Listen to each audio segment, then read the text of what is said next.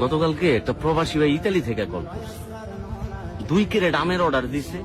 1 carat আম যাবো তার আম্মার কাছে, 1 ক্যারেট আম তার শ্বশুর বাড়িতে।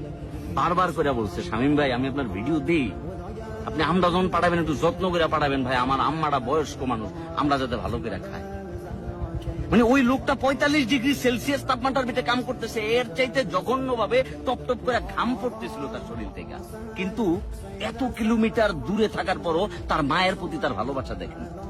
আর গতকালকে সারাদিন সোশ্যাল মিডিয়ায় কি দেখছেন, হয়তো আজকে এই ভিডিওটা যখন চলতেছে না, আজকে এখনো পর্যন্ত আপনারা এই ভিডিওটা হয়তো দেখছেন। মিরপুরে একটা ফ্ল্যাটে একটা মা 7 দিন ধরে মরে পচেছিল, গন্ধ বের হয়েছে, তারপর যে মানুষ টের পাইছে যে একটা মা ওই ফ্ল্যাটে মরে পচেছিল। ওই মায়ের ছেলেরা কি করে জানেন? একজন বাংলাদেশের স্বনামধন্য যুগ্ম সচিব, একজন বুয়েটের শিক্ষক, একজন কানাডিয়া ওয়েল সেটেল, আর তার মেয়ে আছে একটা স্কুলের টিচার।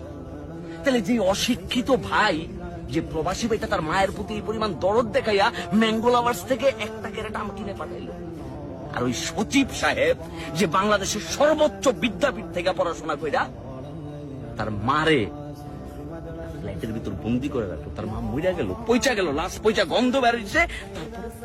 তাহলে ভাই জীবনে এত শিক্ষিত হওয়ার দরকার নাই, যত শিক্ষিত হইলে আপনার বিবেকটাই পয়চা যায়।